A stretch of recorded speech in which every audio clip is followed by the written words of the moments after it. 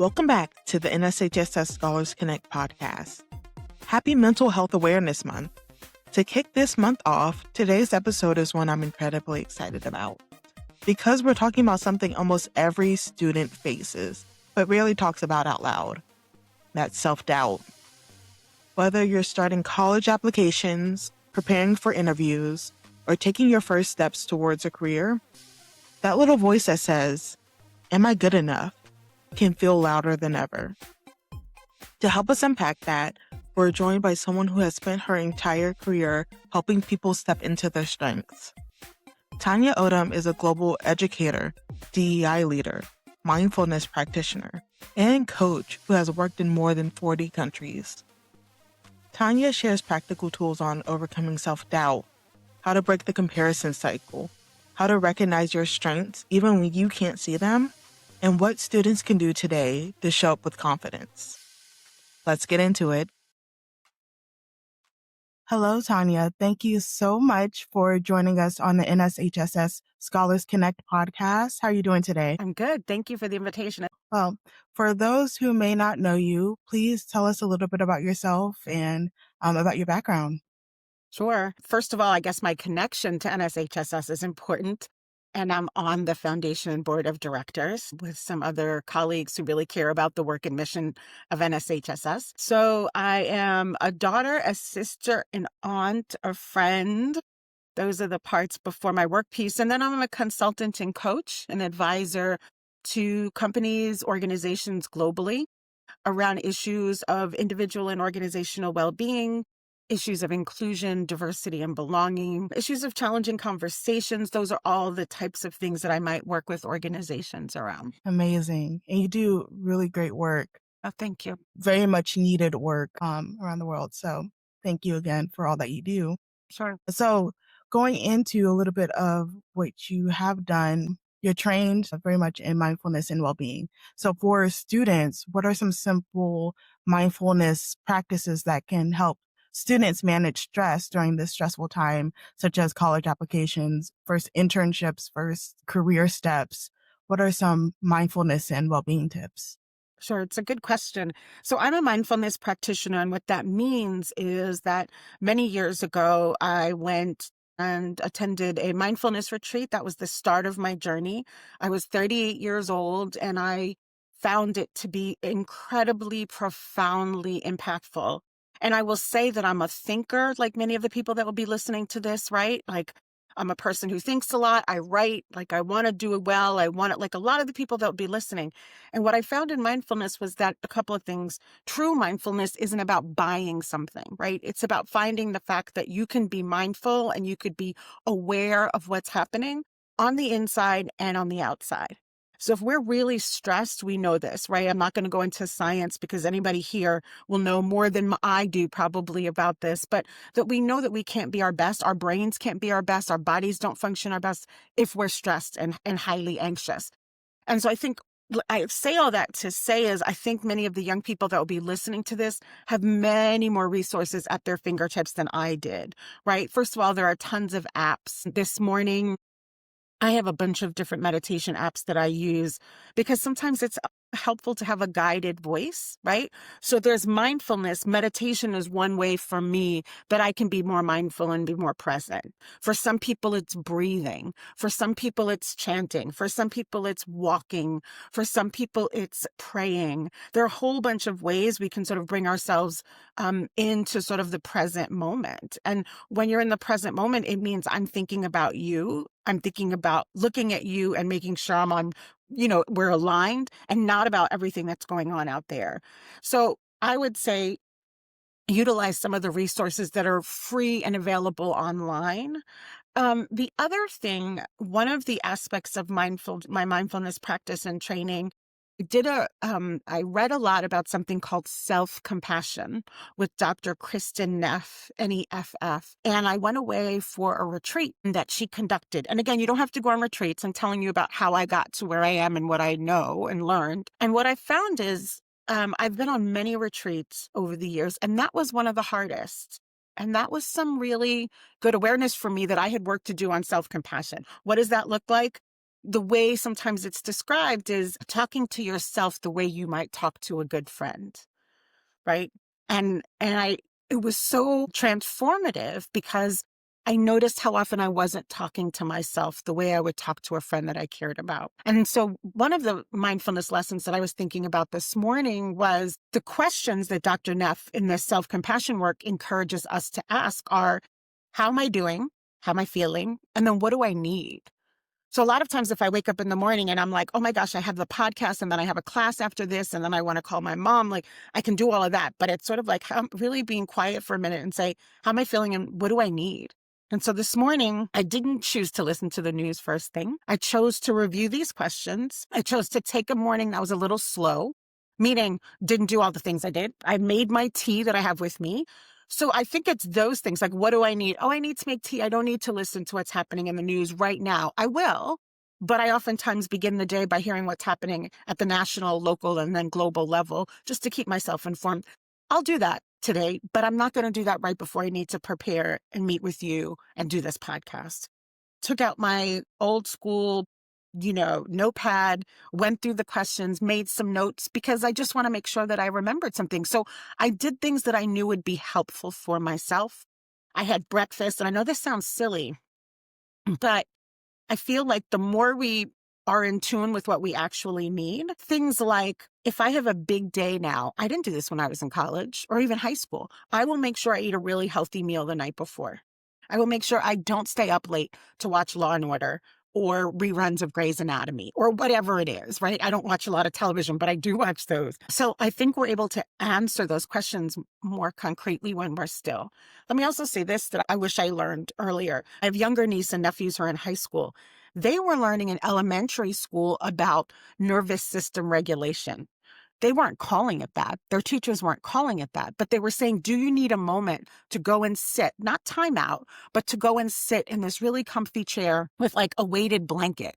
We didn't have any of this awareness. And I find myself, spending a lot of time as an adult listening to podcasts, reading more about how do I make sure I know when I'm not in alignment, which we know. We know if we're feeling frazzled, but then what does it take? And sometimes for me, it's just deep breaths, right? There's a practice that Dr. Neff talks about, which is putting your hand on your heart, just going, it's okay. And as you know, I'm on a lot of planes and a lot of airports, a lot of delays, a lot of changes. And so sometimes I just like, well, no one knows what I'm doing, but it's just like, it's okay. It's okay. So I think those are all practices. Of course, I would say to people, if you're interested in meditation, I would encourage you not to be scared of it. There's so much out there, but there's so much out there for young people with reputable organizations, with really science-based tactics and teachers. And that's the other thing, by the way. I don't claim to do this on my own. I really follow certain teachers. Even after all these years, I listen to podcasts with teachers talk about mindfulness and how to be more mindful. I attend virtual retreats. There's an organization here in New York City.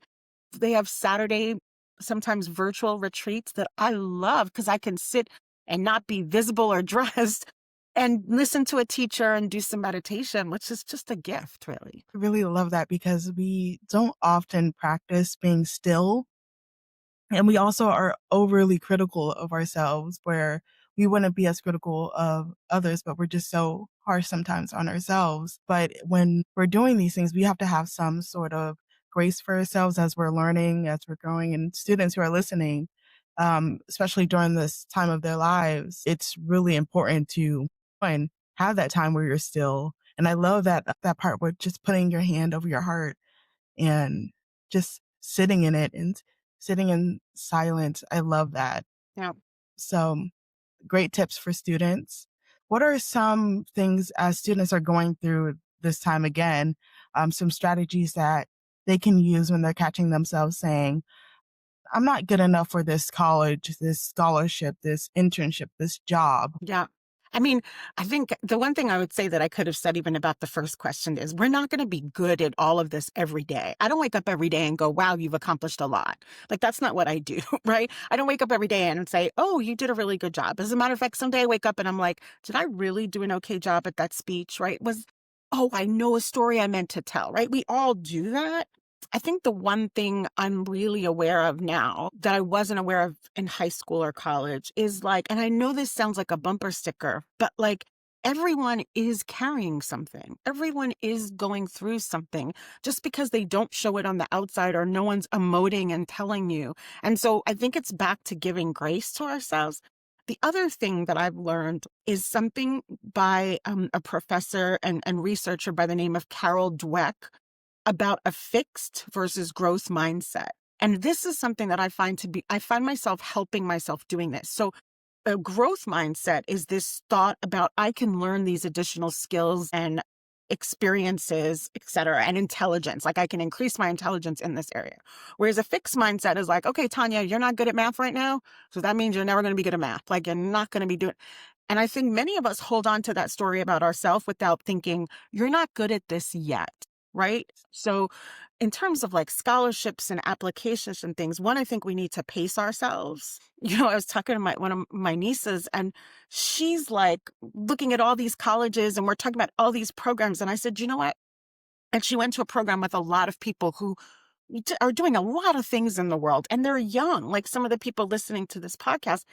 And I said to her that some of the people who I know who might have been at the top at whatever age, of middle school, high school, college, aren't necessarily the same people who are at the quote top or the people who are happiest with themselves now, right? So it doesn't equate to like being this top person doing everything right and therefore you will be happy forever and ever. That doesn't work. We're human. It doesn't work like that. I think people quote me a lot sometimes because someone will say, oh, I'm sorry, I made a mistake. And a lot of times I respond and say, we're human, right?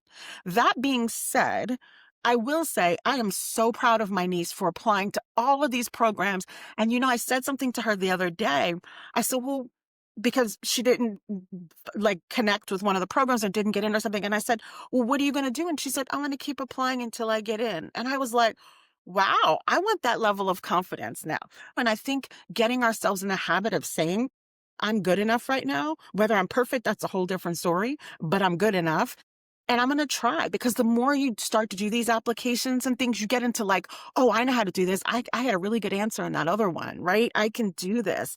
When I was becoming a coach, right, 2008, 2009, right in that time, I went through a training program. When you're a coach, you get a coach, right? Which is awesome because it's helping you sort of process what does this mean?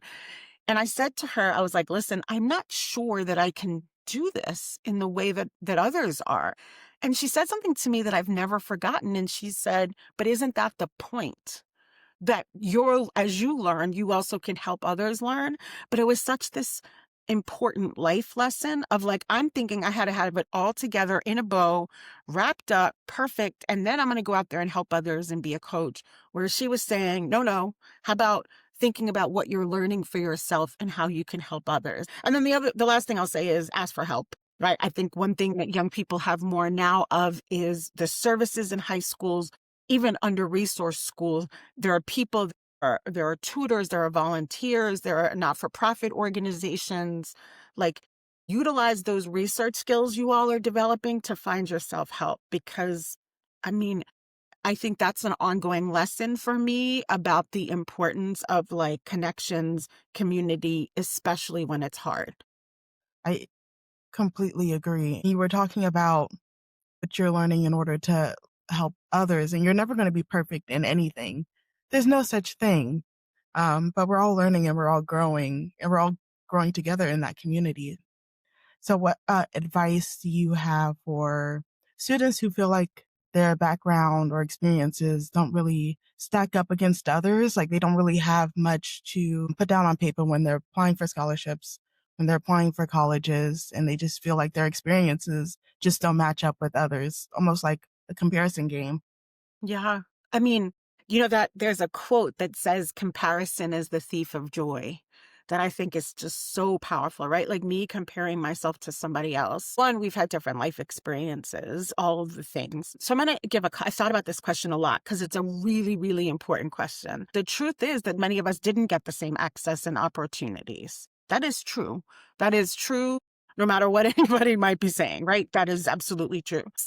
And then I thought, how do I make this practical? Because I can talk to you about the programs that are helping, because there are tons of programs perhaps that might help first generation college students, lower income students, students who've been historically marginalized. There are more programs now than when I was in school. I just want to say that, I have a very elitist educational background. I've been incredibly fortunate. When I was in high school, I was looking at Vassar College, and those of you who've been to Vassar, it is just this picturesque, beautiful place that still takes my breath away. I was just there recently, and my guidance college advisor made a comment like, "Don't go sewing V's for Vassar onto your chest." That was what he said. And I heard that, and I was like, oh, my first thought was that day was like, okay, I'm not going to go to Vassar, even though I loved everything I read about it. I loved how diverse it was. It was a liberal arts school. It was this beautiful kid, all of it. So I went home, and thankfully, gratefully, my mother was kind of like, who is he? Like, apply to Vassar. Not only did I apply to Vassar, I ended up, after graduation, many years later, being on the board of the Alumni Association and then being a member of the board of trustees. And then through Vassar, I think was part of my foundation to get to Harvard, which is where I did my graduate work. Without those names of those elitist schools, even if you remove those names, because people know those names a lot of the time, it is the fact that someone told me something about myself, and I had another person, my mother, who was there going, you're going to apply anyway. Not only that, and again, I look back and I don't think of myself as an overly confident person. I had an interview at Vassar, which at that time was really, I knew my grades wouldn't get me in. And I've said this on other NSHSS programs. People look at me now and they assume I had an A. They assume I had a 4.0. They assume I did international baccalaureate. Nope to all of those. My school didn't have international baccalaureate. I did an interview, and I knew my interview and my extracurriculars were what's going to help me, right? Because that was what was important to me. Not that I didn't do okay, but like I spent a lot of time on extracurriculars. And I did an interview, and I knew I had to knock it out of the park, and it didn't go as well as I thought. And I somehow, and I'm sure my mother had something to do with this, but somehow I decided to write them a message and say, happy to do another interview. Not sure you all heard what I bring to the table. I don't know that I would do that now, but I have to say when I got there, Dean Montoya, who was at the time the director of admissions, and I can vividly, he remembered me because of that message letter that I sent, handwritten, by the way. This was before we sent stuff via email. So why do I say this? Because I was a kid who came from like a public school with a lot of people from private school that went to Vassar, right? And I could talk at another point about what happened when I got there, where that became even more pronounced, that I had a wonderful education where I went to high school. It was this experimental high school, incredible legacy and history. And then I got to Vassar and I was like, oh, these people read very different books than I read. These people, some of them have a lot of money. These people like fly their planes and go hit like all the stuff. But I would tell you, I would not change going to Vassar for anything. One of my closest friends to this day, she's actually here in New York, is my first year roommate. And she and I see each other a couple of times a year. And my world is better because of her. And I wouldn't have had that if it wasn't for Vassar. Friends, how many of us have like a dozen chat groups? If I look at how many of them have Vassar people on it, a lot of Vassar people, right? So if I would have listened to someone who said that I wasn't, and by the way, he wasn't mean. Let's be clear. A college advisor's job is to think that they can to guide you where they think you can get in. However, all I'm saying to you is it doesn't hurt if you financially could do it to apply to a school or to apply for that fellowship or to apply for that internship that's above where you think you might be able to get in. And here's where I'm going to say, have people in your corner, like my mom and other people who were like, just apply. The same with Harvard. Harvard wasn't on my list. And then someone who I knew who was there said, you should apply. You should look at the coursework here. So these were all people who gave me ideas and who knew and believed that I could do it. Yes. Having people in your corner makes a whole world of difference. I don't know if that's the right phrase, but totally. I agree. It really does. And that self-doubt sometimes will halt you from like taking that next step into a place where you don't necessarily feel like you belong, but that's not true. It's just, you have to get over that barrier of self-doubt and say, I belong here and I want to get into this space. So let me go and do that. But having people in your corner definitely does help push you there. It pushes you. So let's go into some of the ways that students can talk about challenges in their life and how can they put that on paper in a way that shows resilience rather than vulnerability. But some may say that vulnerability is the key to the way that they talk about those challenges. So what are some ways that students can do that? Yeah, I mean, I think here's how I view that. There's context and then the intention or the reason. So like why are you sharing it? Like if I'm just sharing because I think it's going to move people to make a decision, that's not why I would share something, right? But if I'm sharing it within the context of the question that I'm being asked, say on an essay or something, and talking about why this has made me stronger, more resilient, etc. I think that's different. I think, I said this to you before we started. I think I'm a big fan of Brene Brown's work on vulnerability, which I know many of you can look up her TED Talk, which has millions of people who listen to it, and she has podcasts and things. And I think sometimes, especially those of us who may be someone who's different than the rest of the people around us, we spend a lot of time trying to hide or not discuss certain aspects of who we are that may not be the same as other people. I know that was the case for me. Even recently, I met someone from college. We went out to lunch and I was talking to them about growing up. My parents ran a program in New York City and he had never heard the story before. And I said to him, I didn't talk about it a lot and I don't talk about it a lot, but I do more now. Because when I talk to people about the program and growing up in this really unique environment, it felt like it took too much to explain, right? And now I'm sort of like, it actually growing up with a lot of people, different types of people, it actually is one of my strengths. And it's what enabled me to do what I'm doing today, right? So I think it's the context. I do want to say this, though. You and I did a panel at an event recently, and we talked a little bit about this in terms of like social media presence and what's online. There's a very big difference from like me sharing things about my life in this very open forum because that's what everybody's doing versus really tailoring my response and aspects of my life experience that I think would help people understand what makes me unique and I bring to the table. And I think we do need to have a line between the social media world of sometimes oversharing. And I do want to say this because I was saying this to a client this week. I'm getting people coming up to me more after sessions or like in the chat when I'm doing a virtual session, talking about like oversharing. And like in some ways we've become a culture of like, I'm going to share this on TikTok and Facebook and IG and it's sort of like, whoa, and I think we have to be careful of that. So I would say, why are you sharing? What do you want to share? Now, why would maybe I want to share?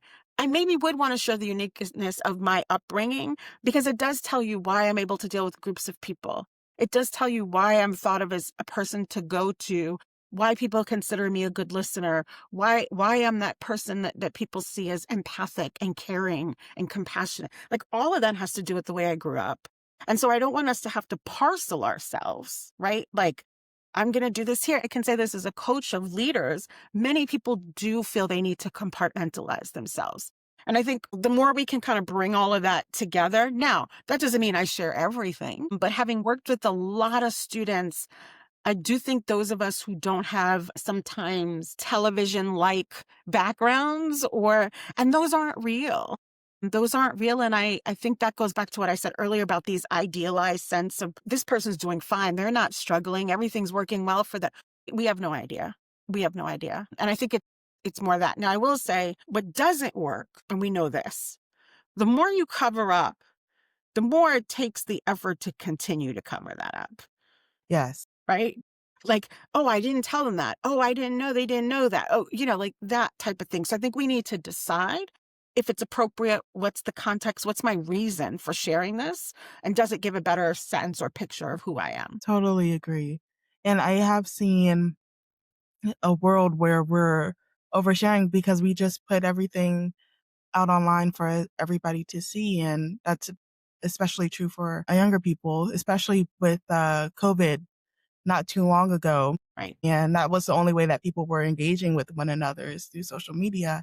And it was a way that people were connecting and still are connecting. Yeah, being intentional about what you're saying, I couldn't agree more. And just asking myself, it's interesting we're saying social media. I have a friend who he and his partner left Instagram and I think other platforms, but we had a conversation over brunch one day and he was saying, wouldn't it be interesting if everyone asked themselves, why am I posting this?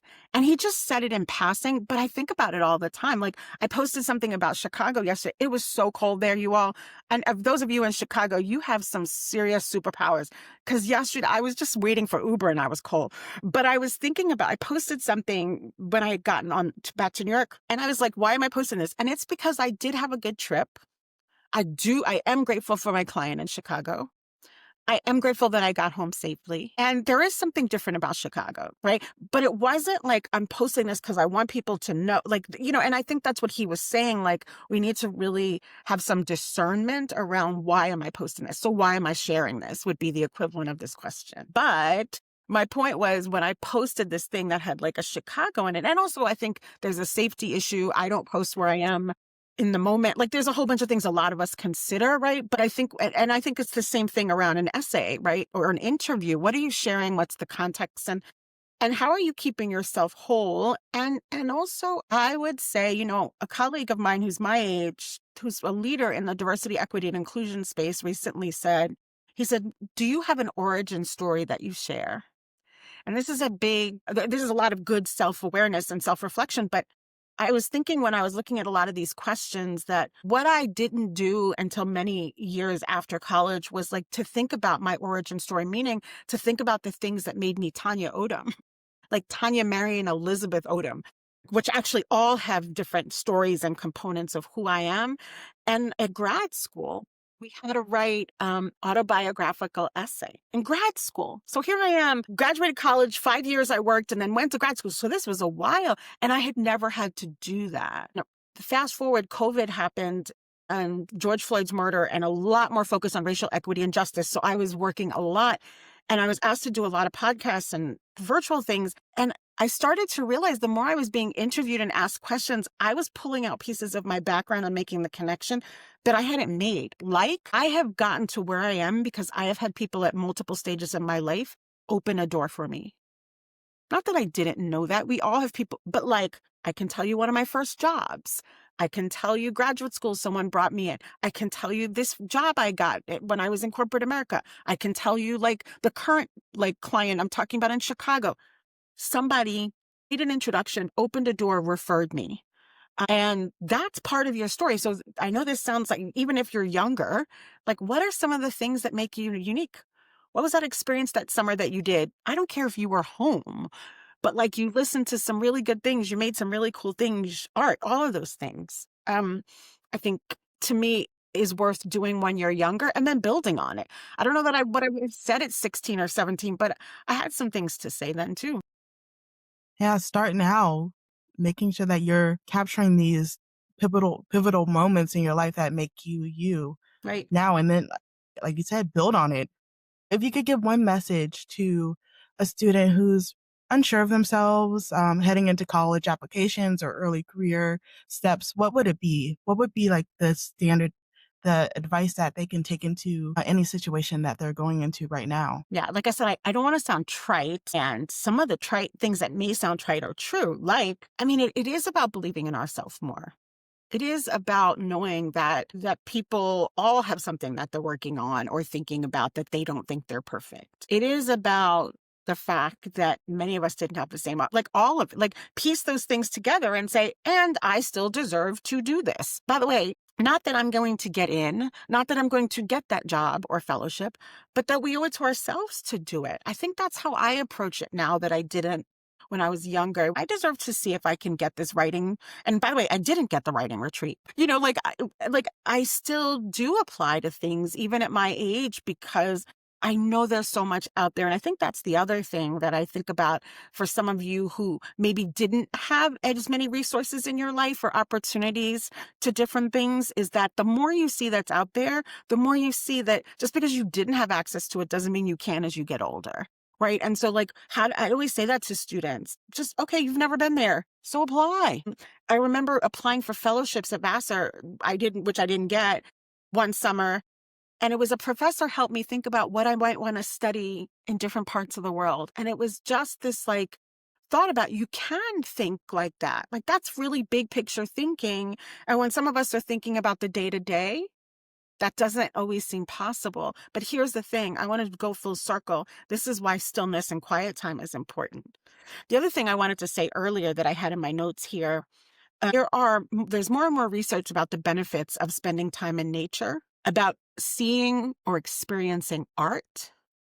Now, I've been collecting art for a really long time, very connected to the arts in general, and I knew what it did for me, but now it is not uncommon, and I'm very fortunate to live in New York City, but say it's a really hard morning, I have a bit of a lunchtime break, I will close my laptop and go to a gallery in the city to see an exhibit and come back and finish my day. I will look at artists. There are tons of websites of artists' work that on the plane yesterday coming home, I'm connected to Wi-Fi. That was what I did for most of the flight. Look at artists that I know, read about artists that I don't know, read some blogs. That's what I did. And so I want to also say that it's not about money. And I think this is what my challenge is sometimes about mindfulness and well-being and helping keep ourselves grounded, less anxious, that we don't always say, what are the things that are available to everyone that you don't necessarily need money to buy or you don't need to acquire. And that's why the nature piece, I say this as someone who lives in Manhattan, not a whole lot of nature around me. Well, I live near a park, so I should be there more. But I'm intentional about doing that. I'm very intentional about the art, very intentional about seeing, experiencing. And now we have research. But there are now places in the world that are giving a prescription for people to go and to see art or to go into a museum or to go for a walk in nature. Why is that? Because we're not taking advantage of what's there. So there are countries that are experimenting with this now. Here's a prescription to go to a museum to help lower your stress, to help you with productivity and creativity. So I just want to say, those of you who don't think about that, I would strongly say that's something to sort of maybe add to your toolkit. Love that. I feel like going out and getting yourself out of a space where it may cause stress, like an office or just getting out of the house, just that will help your mental well-being so much. Mm-hmm. And people really underestimate that. So it's so interesting to hear that people are actually experimenting with that. Yeah, it's fascinating. Around the world. It's fascinating. That's so cool. Yeah. Well, thank you so much, Tanya, for joining us today. It's been such a pleasure getting to know you and learning more about your background. And if you're listening to this, whether you're a student, a parent, or an educator, just take these words and apply them to your life because they're very, very useful no matter what stage you're in. I'm still learning this. Me too. Self-doubt is huge. Right. No, me too. I think that's really, thank you for saying that, because me too. And I hope people hear that we're not done. I don't feel we get to a point and I'm like, I got this. Every day, I got this, right? I'm good. No, I don't wake up and experience the world like that. And I do say to people often, it's day by day. When we experience something, it might set us back a little bit. So it's day by day.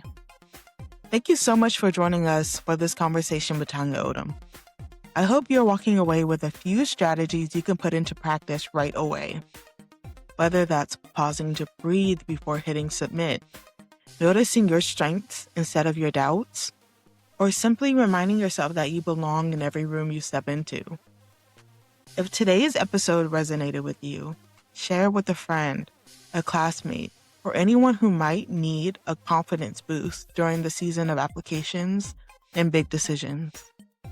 And if you haven't already, make sure that you're following the podcast so you never miss an episode. Again, happy Mental Health Awareness Month. We're here to help you stand out, step up, and take action on our opportunities ahead of you. Thanks for listening, and we'll see you next time. Today's episode was brought to you by the National Society of High School Scholars.